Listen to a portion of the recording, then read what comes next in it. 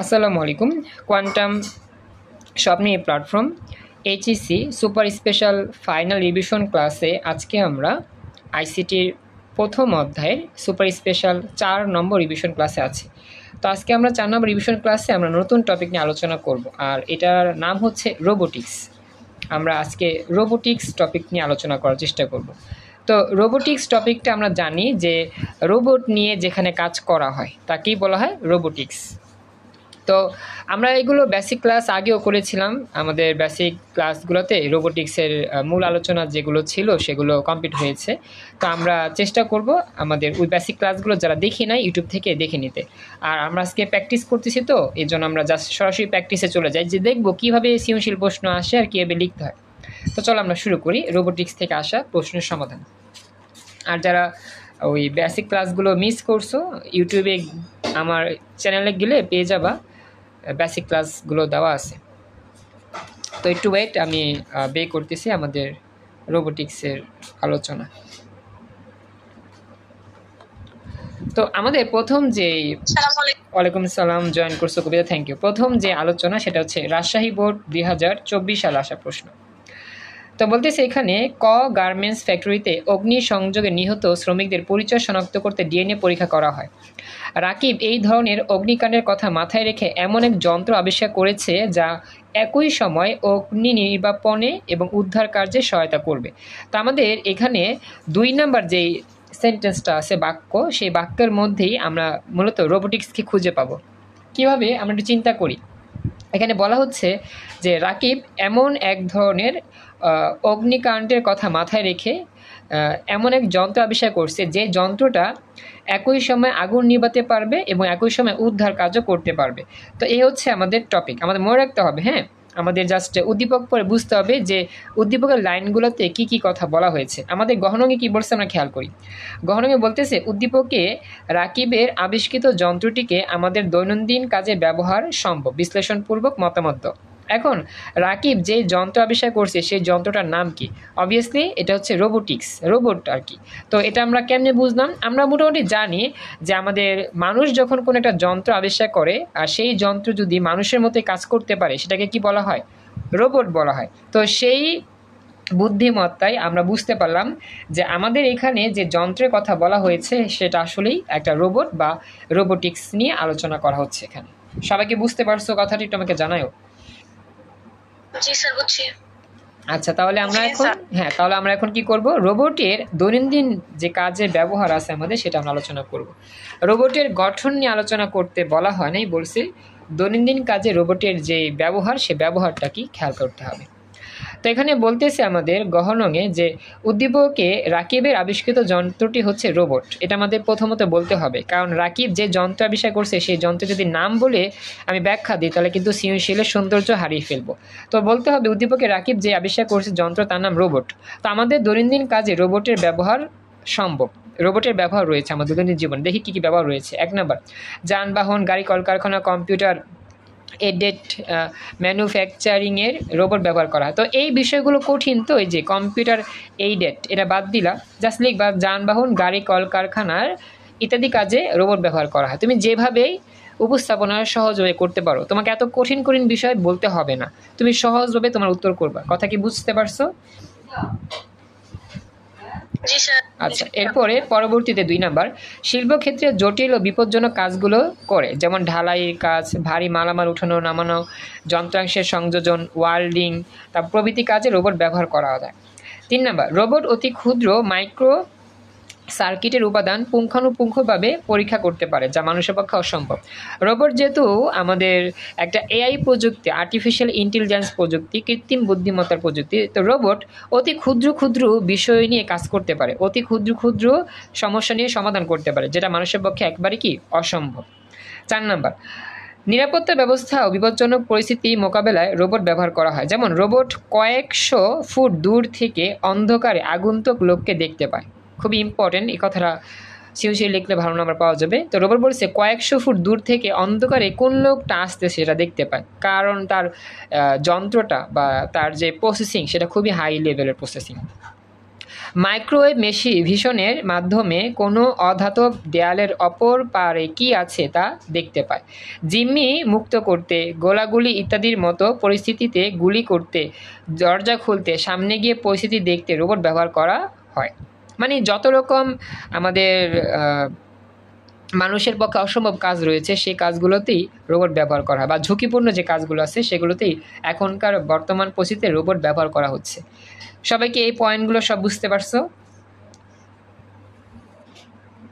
একটু কথা বলো। আচ্ছা, এরপরে পরবর্তীতে 5 নম্বরে, থ্যাংক ইউ, পরবর্তীতে বলতেছে 5 নম্বরে চিকিৎসা ক্ষেত্রে রোবট ব্যবহার করা। আমরা জানি এখনকার বর্তমান যুগে চিকিৎসা ক্ষেত্রেও রোবট ব্যবহার করা হয়। 6 নম্বর, মহাকাশ গবেষণার ক্ষেত্রে রোবট গুরুত্বপূর্ণ ভূমিকা পালন করে। মানুষের পরিবর্তে এখন বিভিন্ন মহাকাশ অভিযানে রোবট হচ্ছে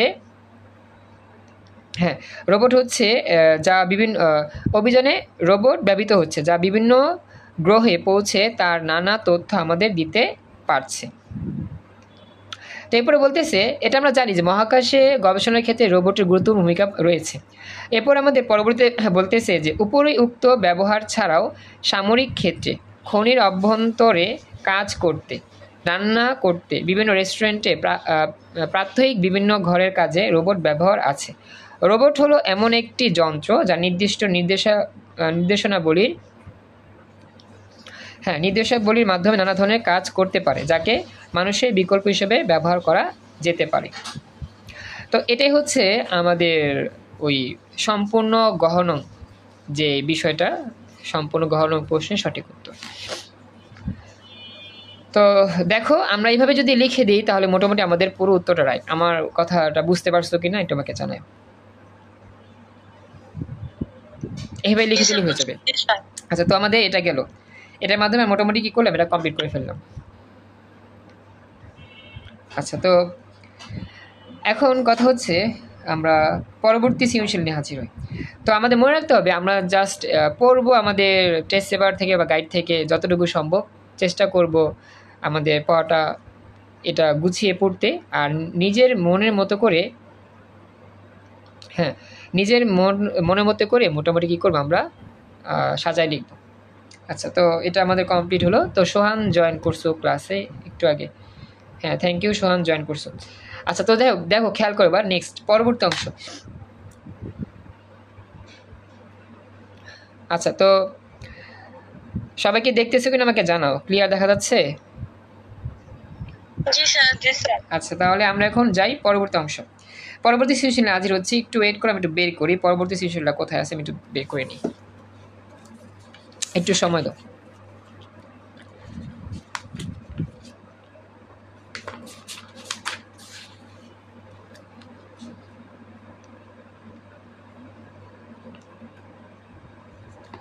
এটা হচ্ছে আমার পরবর্তী সৃজনশীল, এটা আমাদের ঢাকা বোর্ড 2023 সালে আসা প্রশ্ন। তো আমরা এখন ভালো করে দৃশ্যকল্প 2টা খেয়াল করি। হ্যাঁ, দৃশ্যকল্প 2 কি বলছে খেয়াল করবা। ওয়ালাইকুম সালাম, হ্যাঁ সোহান জয়েন করছো, থ্যাংক ইউ। ওকে, খুশি হলাম জয়েন করছো। দেখা যাচ্ছে সোহান, একটু আমাকে জানাও দেখতে পাচ্ছ কিনা।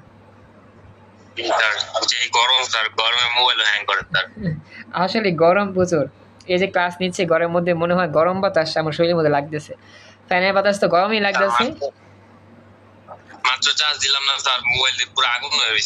হ্যাঁ, এরকমই এখন পানি বের হয় যে পানিও এখন গরম গরম পানি, মনে হয় যে সব গরম, গরমের মধ্যে বসবাস করতেছি। অজু করার সময় দেখি সব গরম পানি বেরোচ্ছে, কি একটা অবস্থা। কষ্টের মধ্যেই আমাদের দিনগুলো যাচ্ছে এখন। আচ্ছা, যাই কষ্ট করতে হবে কয়েকদিন, তাপ এরকম তাপের প্রভাব তো থাকতে পারে। কলের পানি ঠান্ডা, কিন্তু আমাদের তো এখানে টাঙ্কির পানিতে গরম হয়ে থাকে, তো গরম পানি বের হয়।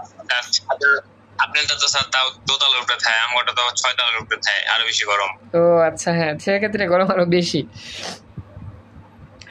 আচ্ছা, যাই হোক দেখি আমরা যতটুকু হোক। এখন তো হচ্ছে দেখা যাবে এখন অজু করার জন্য আমাদের গরম পানি করতে হইতো শীতকালে, এখন ঠান্ডা পানি বের করে অজু করতে হবে। দেখো, তো এখন কথা হচ্ছে 2 নং দৃশ্যকল্প। বর্তমানে বিভিন্ন প্রতিষ্ঠান তার নিরাপত্তা, গবেষণা এমনকি বিনোদনের ক্ষেত্রে মানুষ ব্যবহার সীমিত করে নিয়ে আসছে। প্রযুক্তির জগতে এটি 4র্থ শিল্প বিপ্লব নামে পরিচিত। এখন বলছি কি যে বর্তমানে বিভিন্ন শিক্ষা প্রতিষ্ঠানে বা বিভিন্ন ক্ষেত্রে মানুষের ব্যবহারটা কমে আসতেছে। তো মানুষের পরিবর্তে অল্টারনেটিভ বিকল্প কিছু একটা কাজ করতেছে, মানুষের মতোই কাজ করতে পারতেছে। তো মানুষের মতো বিকল্প কাজ করবে কে বলো তো, কে কাজ করবে? রোবট। তো এখন সেটাই বলছে, হ্যাঁ থ্যাংক ইউ। এখন কি বলতেছে যে চতুর্থ শিল্প বিপ্লবের ক্ষেত্রে দৃশ্যকল্প 2-এ উল্লিখিত যে প্রযুক্তির কথা বলা হয়েছে সেই প্রযুক্তির ভূমিকা আলোচনা করো। অর্থাৎ আমাদের চতুর্থ শিল্প বিপ্লবে রোবোটিক্সের ভূমিকা আলোচনা করতে হবে, এটা আমাদের বুঝে কাজ করতে হবে। তো চলো শুরু করি। তো শুরু করতেছি, বলতেছে উদ্দীপকে দৃশ্যকল্প 2-এ উল্লিখিত প্রযুক্তিটি হচ্ছে রোবোটিক্স, কারণ মানুষের বিকল্প হিসাবে যে যন্ত্রটা কাজ করে তার নামই কি রোবট, আর রোবট নিয়ে যে শিল্পে কাজ করা হয় বা যে অংশে কাজ করা তার নাম রোবোটিক্স। তো চতুর্থ শিল্প বিপ্লব হলো অত্যাধুনিক তথ্য যোগাযোগ তথা স্মার্ট প্রযুক্তি ব্যবহার করে প্রচলিত উৎপাদন ও শিল্প ব্যবস্থার স্বয়ংক্রিয়করণের একটি চলমান প্রক্রিয়া। চতুর্থ শিল্প বিপ্লবে ব্যবহৃত হবে স্বয়ংক্রিয় মেশিন, তারপর হচ্ছে অ্যাপস ডিভাইস, আর মানুষের বিকল্প হিসেবে কাজ করবে রোবট। এক্ষেত্রে যানবাহন, গাড়ির, কলকারখানার কম্পিউটার এডেড ম্যানুফ্যাকচারিংয়ের রোবট ব্যবহার করা হবে। মানে যেখানে গাড়ির ড্রাইভার কাজ করতো মানুষ, সেখানে রোবট কাজ করবে, যেখানে কম্পিউটার কাজ করতো মানুষ, সেখানে রোবট কাজ করবে। এইভাবেই আমাদের দেখা যাবে সকল ক্ষেত্রে মানুষের বিকল্প হিসাবে রোবট যুক্ত হচ্ছে। এই হচ্ছে বিষয়গুলো। কথাগুলো কি বুঝতে পারছো? একটু আমাকে জানাও। এরপরে শিল্পক্ষেত্রে জটিল ও বিপজ্জনক কাজগুলো যেমন ঢালাইয়ের কাজ, ভারী মালামাল উঠা নামানো করানো, যন্ত্রাংশের সংযোজন, ওয়েল্ডিং প্রভৃতি কাজে রোবটের মাধ্যমে করানো যায়। রোবট অতি ক্ষুদ্র মাইক্রো সার্কিটের উপাদান পুঙ্খানুপুঙ্খভাবে পরীক্ষা করতে পারে, যা মানুষের পক্ষে অসম্ভব। নিরাপত্তা ব্যবস্থা, বিপজ্জনক পরিস্থিতি মোকাবেলার রোবট ব্যবহার করা হয়, এগুলো সব আগে পড়ছি। যেমন রোবট কয়েকশো ফুট দূর থেকে অন্ধকারে আগন্তুক দেখতে পায়, মাইক্রোওয়েভ ভিশনের মাধ্যমে যে কোনো ধাতব দেয়ালের অপর পারে কী আছে তাও দেখতে পায়। দেখছো, দেয়ালের অপর পারে কী আছে এটাও দেখা যায়। জিম্মি মুক্ত করতে মানুষকে আর কি মুক্ত করতে, গোলাগুলি ইত্যাদির মতো পরিস্থিতি গুলি করতে, দরজা খুলতে, সামনে গিয়ে পরিস্থিতি দেখতে রোবট ব্যবহার করা হয়। এবার আমরা আসবো চিকিৎসা ক্ষেত্রে রোবট ব্যবহার করা হয়। মানে এখানে আমাদের চতুর্থ শিল্প বিপ্লবে রোবোটিক্সের ব্যবহারটা তুলে ধরছে। একটু আগে পড়ছিলাম যেটা এখানেও সেম, তবে একটু বেশি আলোচনা হবে। চিকিৎসা ক্ষেত্রে রোবট ব্যবহার করা হয়। মহাকাশ গবেষণার ক্ষেত্রে রোবট গুরুত্বপূর্ণ ভূমিকা পালন করে। মানুষের পরিবর্তে এখন বিভিন্ন মহাকাশ অভিযানে রোবট ব্যবহৃত হচ্ছে, যা বিভিন্ন গ্রহে পৌঁছানো তা নানা তথ্য আমাদের দিতে পারছে। এছাড়াও সামগ্রিক ক্ষেত্রে, খনির অভ্যন্তরে কাজ করতে, রান্নাবান্না করতে, রেস্টুরেন্টের প্রাত্যহিক জীবনের ঘরের কাজে, বাহিরের কাজে সব জায়গায় রোবটের ব্যবহার আছে। রোবটে এই ধরনের ব্যবহার চতুর্থ শিল্প বিপ্লবের গতি অত্যন্ত দ্রুত করছে বা ত্বরান্বিত করছে বা বৃদ্ধি করছে। অতএব উপরে আলোচনা থেকে বলা যায় চতুর্থ শিল্প বিপ্লবের ক্ষেত্রে রোবোটিক্সের ভূমিকা অনস্বীকার্য বা অপরিসীম।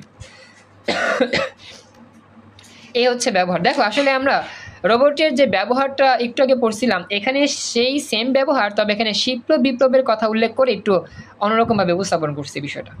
কথা কি বুঝতে পারছো এতটুকু সবাই? আচ্ছা, তো এটা আমার কমপ্লিট, এটা আমাদের হইলো। এরপর আমাদের নেক্সট পরবর্তী অংশ চাই। একটু ওয়েট করো, আমি পরবর্তী প্রশ্ন বের করি।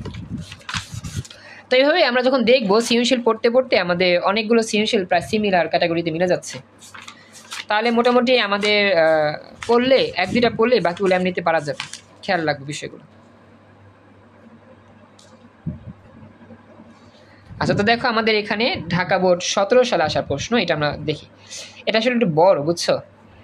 ভিনক্লু নামে জাপানের এক প্রযুক্তি কোম্পানি ডিজিটাল প্রযুক্তির কৃত্রিম গৃহকর্মী তৈরি করেছে, যার নাম দেওয়া হয়েছে হিরাকি। গৃহকর্মী তৈরি করছে, কৃত্রিম গৃহকর্মী। কৃত্রিম গৃহকর্মী মানে হচ্ছে ঘরে কাজগুলো করে দিবে। এটা কি বলতো?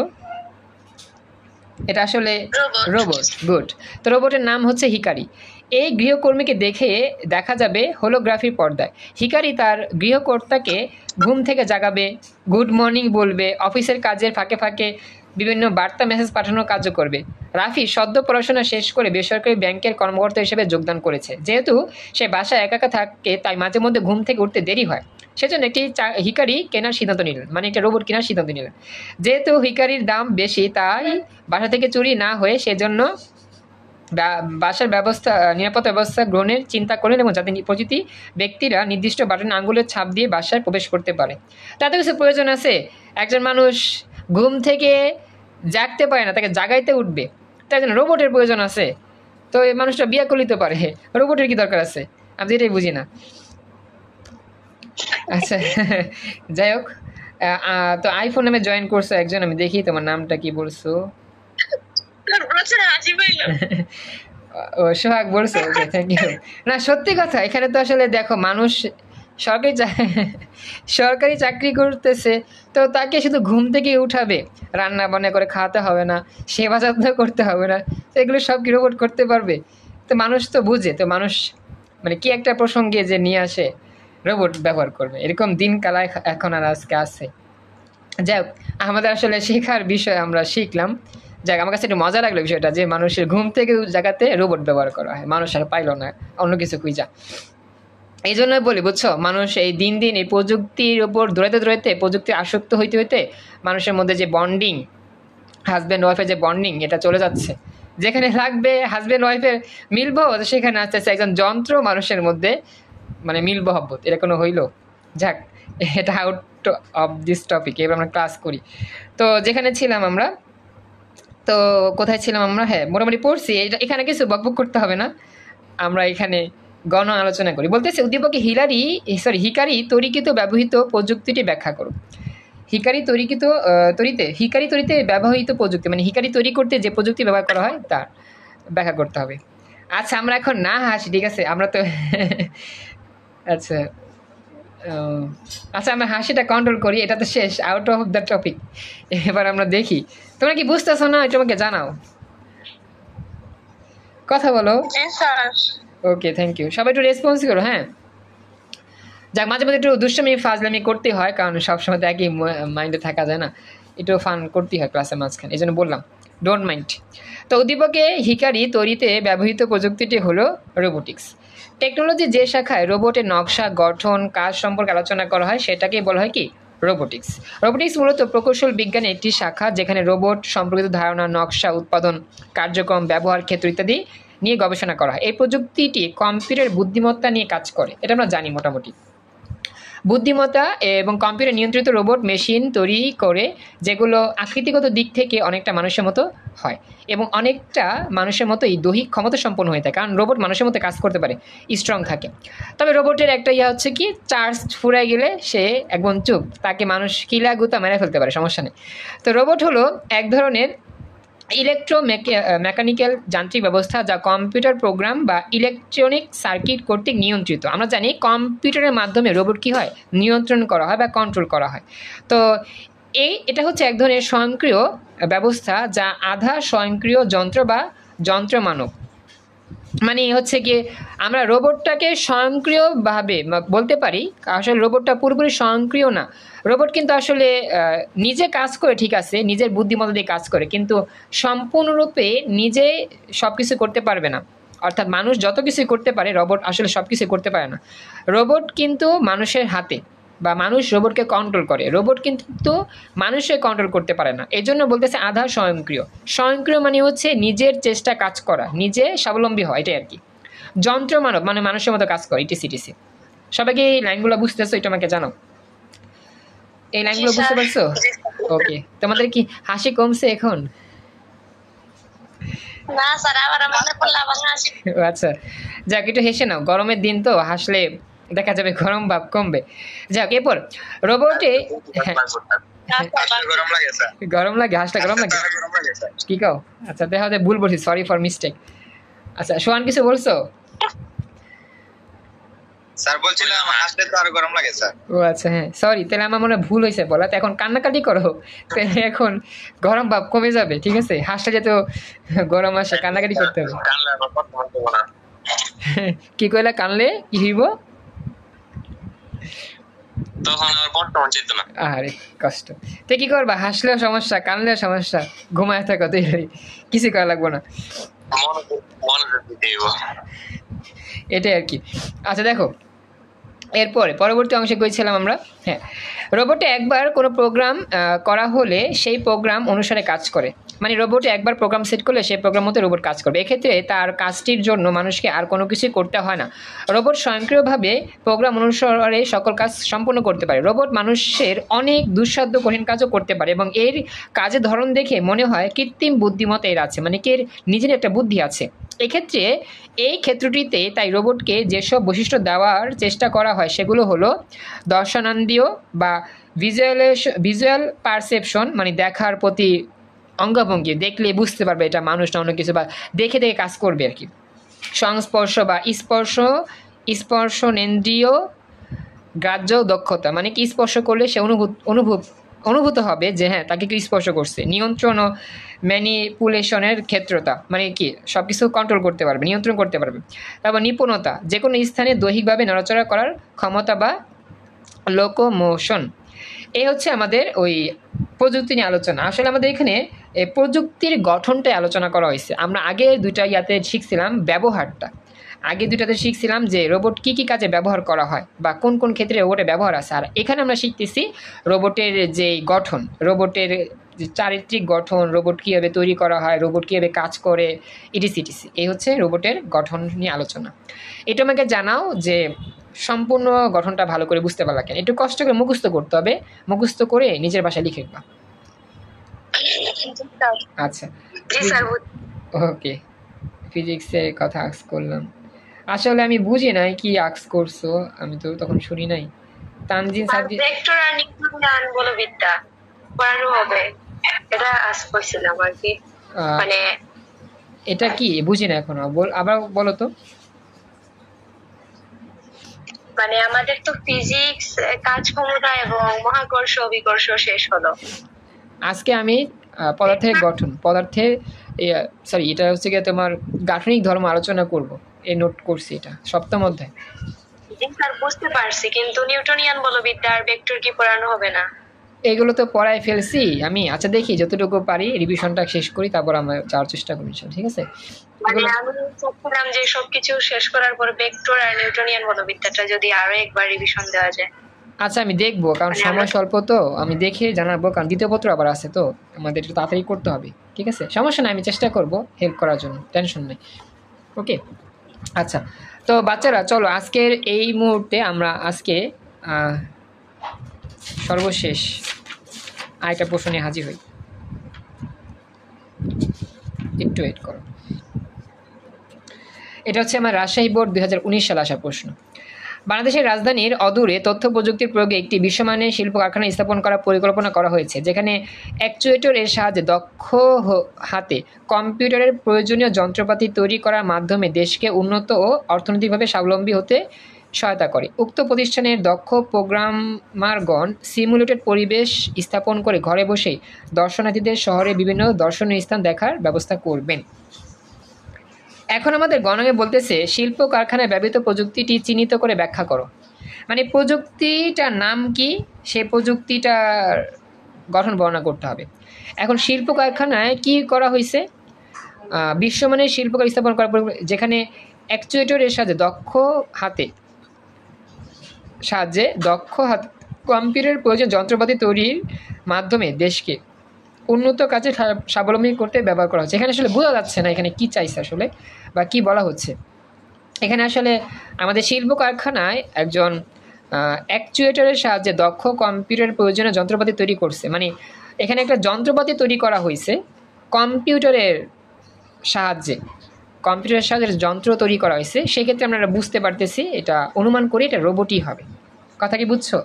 যেহেতু কম্পিউটারের সাহায্যে একটা যন্ত্র তৈরি করা হয়েছে, সেক্ষেত্রে এটা রোবট নিয়েই হবে, রোবোটিক্স হবে। কথা কি বুঝছো? এটা আমাকে জানাও, রেসপন্স করো। আচ্ছা, তো এখন আমরা সেটাই লিখব যে উদ্দীপকের শিল্প কারখানায় ব্যবহৃত প্রযুক্তিটা হচ্ছে রোবট। যে প্রোগ্রাম সমৃদ্ধ মেশিন বা কম্পিউটার স্বয়ংক্রিয়ভাবে ধারাবাহিক জটিল কার্যক্রম সমূহকে নির্দেশককে বাস্তবায়ন করতে পারে তাই রোবট। মানে কি, রোবটটা যে কোনো কাজকে ধারাবাহিকভাবে সহজভাবে সম্পন্ন করে কম্পিউটার প্রোগ্রাম। রোবট হতে পারে স্বয়ংক্রিয়, আদর্শ স্বয়ংক্রিয় বা প্রোগ্রামেবল অথবা মানব নিয়ন্ত্রণ। অর্থাৎ রোবট পুরোপুরি স্বয়ংক্রিয় হতে পারে বা আদর্শ স্বয়ংক্রিয় হতে পারে বা মানব নিয়ন্ত্রিত হইতে পারে। রোবট তার স্বয়ংক্রিয় প্রোগ্রাম অনুসারে সকল কাজ করে থাকে। শিল্প কারখানার ভারী বস্তু নড়াচড়া করানো, প্যাকিং, সংযোজন, পরিবহন ইত্যাদি শ্রমসাধ্য কাজ ছাড়াও কম্পিউটার এইডেড রোবোটিক্সের ব্যবহার রয়েছে। মানে রোবট অনেক ধরনের কাজ করতে পারে। নিত্য নতুন প্রয়োজনে উন্নত প্রযুক্তি ব্যবহার করে নতুন নতুন ডিজাইন তৈরি করে বিভিন্ন ধরনের রোবট তৈরি করা হচ্ছে। প্রতিটি কাজের জন্য পৃথকভাবে নির্দেশনা রোবটের মেমোরিতে পূর্ব থেকেই ঠিক করে দেওয়া হয়। মানে রোবট যে কাজ করবে, কোন রোবট কোন সেক্টরে কাজ করবে, সেই সেক্টরে কাজ করতে তার কী কী দক্ষতা লাগবে, এগুলো সব মেমোরির মতো সেভ করা থাকে রোবটের মধ্যে প্রোগ্রামের মাধ্যমে। কথা কি বুঝতে পারছো? এটা মনে রাখবা। আচ্ছা, এরপরে বলতেছে প্রতিটি কাজের জন্য, এটা পড়ছি আমরা, প্রতিটি রোবট তাকে দেওয়া নির্দেশিত কাজটি শুধু করতে সক্ষম। মানে রোবট কিন্তু দেখা যায় যেই সেক্টরে কাজ করতে দেওয়া হয়েছে, যেই প্রোগ্রাম দিয়ে কাজ করতে দেওয়া হয়েছে সেই প্রোগ্রামতেই কাজ করবে, অন্য কোনো প্রোগ্রামে কাজ করবে না। এরপরে বলতেছে রোবট অত্যন্ত দ্রুত, ক্লান্তিহীন এবং নিখুঁত কর্মক্ষম স্বয়ংক্রিয় আধুনিক যন্ত্র। রোবট অতি ক্ষুদ্র মাইক্রো সার্কিটের উপাদান পুঙ্খানুপুঙ্খভাবে আত্মবিশ্বাসভাবে পরীক্ষা করতে পারে, যা মানুষের পক্ষে অনেক কঠিন বা অসম্ভব। শিল্পক্ষেত্রে রোবটের ব্যবহার উত্তরোত্তর বৃদ্ধি পাওয়ায় বিজ্ঞানীরা শ্রমিক রোবট তৈরির ব্যাপারে আগ্রহী হয়ে উঠেছে। কারণ কি, শিল্পক্ষেত্রে মানুষ দিয়ে কাজ করতে অনেক ঝুঁকি আছে, সেক্ষেত্রে রোবট দিয়ে কাজ করলে ঝুঁকির কোনো সমস্যাই থাকবে না।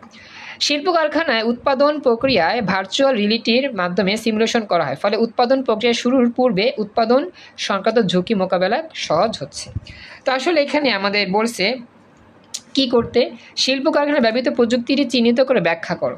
মানে এই প্রযুক্তিটির গঠন ব্যাখ্যা করতে, যদিও এখানে বলেন এরকমভাবে, জাস্ট এই প্রযুক্তিটা ব্যাখ্যা করতে বলছে, মানে এই প্রযুক্তির একটা ব্যবহার আমরা ব্যাখ্যা করতে পারলেই হলো। হ্যাঁ, প্রশ্নটার মধ্যে আসলে আমি যতটুকু আগে বলছিলাম যে গঠন ব্যাখ্যা করবো, আসলে গঠনটা চাই নাই, এখানে বলছে প্রযুক্তিটা চিহ্নিত করো এবং এই প্রযুক্তিটার ব্যাখ্যা করো। মানে এই প্রযুক্তি দিয়ে আমরা কিভাবে শিল্পক্ষেত্রে কাজ করতে পারি, কিভাবে মানব উন্নয়নে কাজ করতে পারি, সমাজসেবামূলক কাজ করতে পারি এবং প্রযুক্তির উন্নয়নে কাজ করতে পারি, এটাই আর কি চাইছে। মানে গঠন বলে নাই, যদি বলতো গঠন ব্যাখ্যা করো সেক্ষেত্রে আমরা গঠন দিব, আর যদি গঠন কথাটা না থাকে যা সেটা ব্যবহার দিলেই হবে। সবাইকে এই প্রশ্নটার উত্তর বুঝতে পারছো ভালো করে, কিভাবে করতে হবে উত্তরটা, এটা আমাকে জানাও।